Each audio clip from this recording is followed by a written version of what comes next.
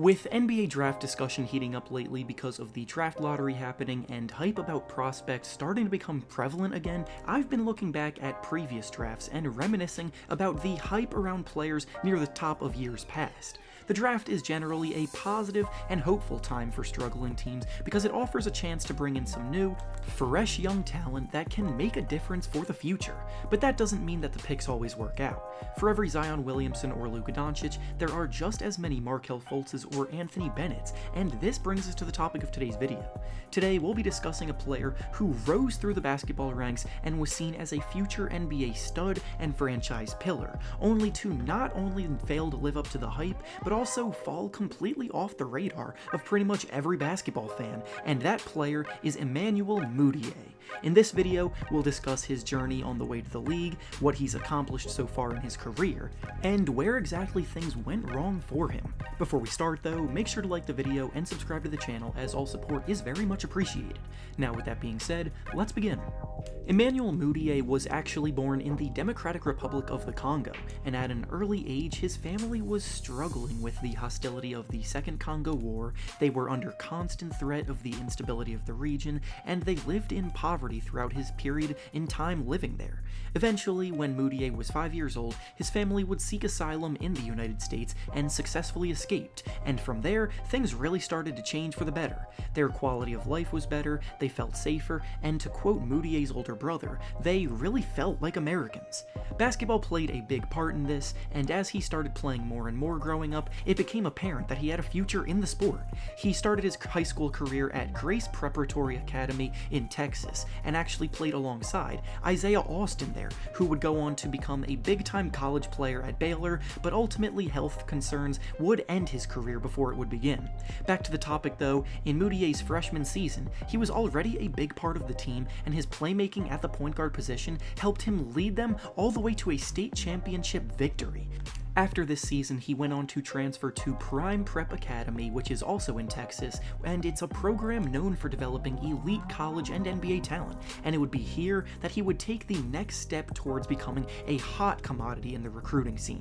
In his time at Prime Prep, he would go on to produce at a very high level, catching the eye of several big-time programs, and he was ranked in the top 5 of all of the national recruiting rankings, including being put as high as number 2 overall by Rivals.com. Mudiay was wanted by big-time college programs such as Kentucky, Kansas, Arizona, and Baylor, but he originally committed to play for SMU because of the fact that they were coached by Larry Brown, a former NBA coach who has an NBA title on his resume.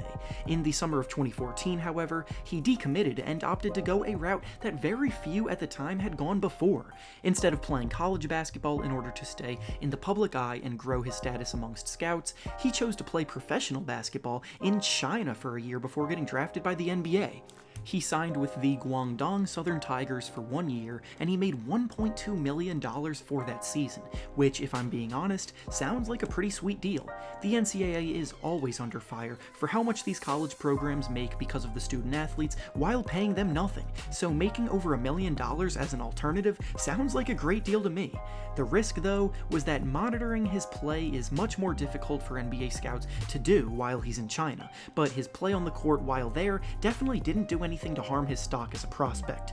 In his one season in China, he dealt with injury issues, but in the 12 games he did play with them, he averaged about 18 points, 6 rebounds, and 6 assists per game, which are pretty strong numbers, and his physical profile combined with the talent he had at the point guard position made him a very promising player going into the 2015 NBA draft. According to scouting reports written at the time of the draft, he was someone who had a rare combination of size at 6'5", speed, agility, and athleticism that also possessed the necessary vision and mentality of a point guard. He had a big body, he attacked hard off the dribble, and he could make plays for those around him. So a common comparison he drew was actually to John Wall, a multiple-time All-Star and All-NBA player for the Washington Wizards that has been an electrifying player at the point guard position for years.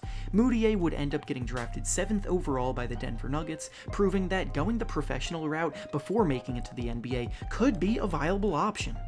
Right off the bat, Mudiay's time in the NBA was frustrating because despite being given the freedom to work through early struggles and being placed in the starting lineup immediately, he struggled mightily to score the ball consistently, and I'm not just talking about shooting the ball. Because of how strong of a guard he has always been, he's been touted as someone who does well finishing through contact, yet throughout his NBA career, he's been rather poor converting at the rim. He has a tendency to test shot blockers with way more confidence than he should have in those positions. His decision-making has been questionable, and as a result, he's just proven to be a highly inefficient player. In 2.5 years in Denver, his role steadily decreased over time as it became apparent he might not be the talent they thought they were drafting, and after averaging 11 points and 4 assists per game while shooting only 37% from the field and 32% from 3 in his time in Denver, they moved him in a trade to the New York Knicks. Going into last season, he was 3 years deep in his NBA career, and he was on the verge of flaming out, but with the Knicks, he experienced a much-needed rejuvenation, having his best season yet. Obviously, with the Knicks not being a very good team at the time, it gave him more freedom than he would have had on a team with winning aspirations, but he posted averages of about 15 points and 4 assists per game while shooting an improved 45% from the field. It was the last year of his contract, he was going into free agency feeling good about his game. He played well in a contract year, but I think teams saw through the smoke of his empty production on a bad team, and no substantial offers came his way in free agency.